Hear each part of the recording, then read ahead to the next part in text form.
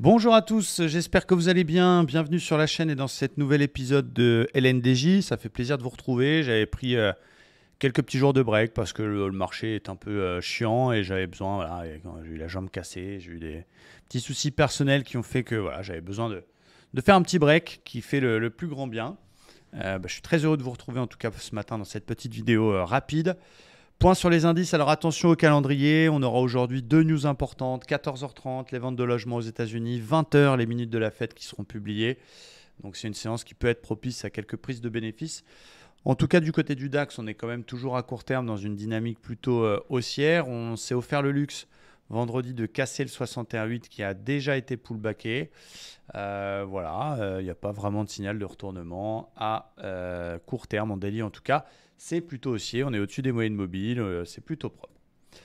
4 heures, pardon, le 4 heures également est plutôt sympa. On fait des plus hauts de plus en plus haut. Là, on voit que ça corrige un peu. On a une sale bougie rouge ce matin. Peut-être encore une fois le calendrier économique qui invite à prendre quelques bénéfices. Mais bon, je pense qu'il faut prioriser plutôt les achats sur repli. On va surveiller plusieurs zones, notamment la petite zone du 61,8 qui est assez sympa autour des 800, 850. Il y avait ce matin un petit support oblique court terme vert qui était alléchant avec la MM50 mais qui est en train d'être cassé, donc je vais l'enlever. Et donc voilà, on voit que ça corrige un poil, comme les phases où on a eu par exemple lundi, comme la phase où on a eu lundi dernier. Ça reste quand même assez haussier. Je vais essayer de surveiller moi ma zone par ici, qui converge avec le 61,8 et le support daily, qui est un petit peu l'ancien niveau qui bloquait. Voilà, je vais surveiller ça tranquillement. Je ne vais pas m'énerver ce matin. Ça baisse quand même assez sympa. Il y avait peut-être une petite cassure d'OPR à jouer pour les plus systématiques d'entre vous, mais je ne l'ai pas pris parce que la tendance de fond est quand même baissière. Et quand même haussière, pardon. On a cassé le 61,8, on devrait aller retracer le 100%. Bon voilà, ça devient, pour ceux qui aiment suivre la tendance, ça devient un niveau alléchant, un petit peu plus bas. Voilà, je surveille vers les 12 800, 850.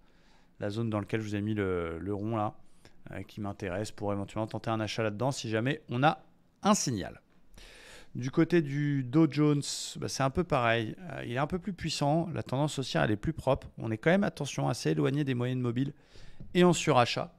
Donc, c'est peut-être pas le meilleur timing pour payer. Quand je vois le graphique daily, j'ai un petit scénario qui s'ouvre qui est de tenter des achats sur repli et pourquoi pas, regardez, de voir, ça casse une résistance.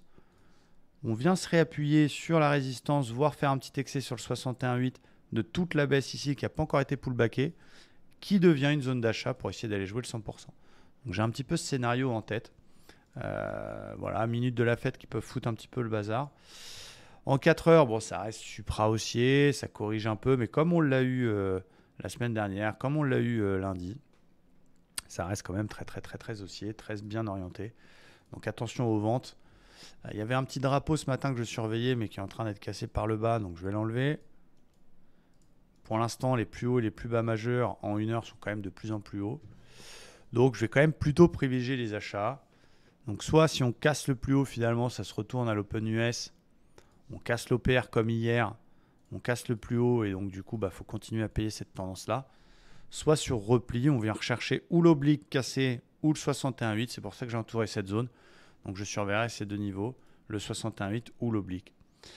Évidemment, les plus courageux tenteront, si jamais on voit que ça corrige, ça c'est pour quand on est très courageux, la petite vente corrective 61,8 tout 100%, voire l'excès jusqu'au 500 et le reverse sur 500. Ça, ce serait le scénario idéal pour ceux qui sont vraiment les plus balèzes. C'est très contre-tendance, c'est très dangereux, mais voilà, ça peut se tenter si vraiment on est un peu agressif.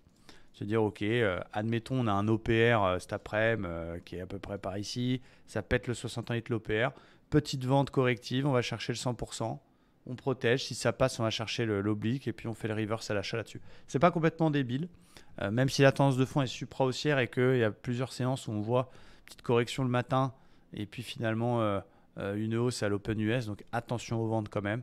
On a un peu la même chose hier où on a un peu corrigé le matin puis ça a tout pété l'après-midi. Donc attention, attention. C'est vraiment un plan très dangereux, la vente. Les plus prudents paieront la cassure du plus haut ou paieront sur repli un peu plus bas vers 500. Les plus joueurs tenteront la petite correction 61,8, 100%, voire 500 et le reverse sur le niveau que je vous ai annoncé tout à l'heure.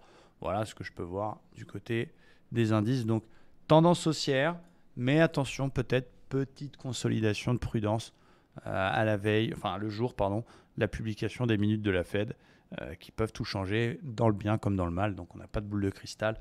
On traite ce qu'on voit. La tendance étant haussière, on privilégie les achats sur des setups bien précis, comme sur des bulles à pesanteur, comme il y en a eu pas mal ces derniers temps. Et les plus courageux tenteront le 61,8 de casser sur le dos, les 960 pour aller chercher les 800. Mais il faut déjà avoir une sacrée expérience pour tenter ce genre de choses, étant donné que la tendance elle est haussière, c'est un peu dangereux. Donc, achat only, sauf vraiment cassure de paire 61,8 quand on a un peu plus d'expérience. Voilà, merci à tous, très belle journée de trading et à très vite. Ciao.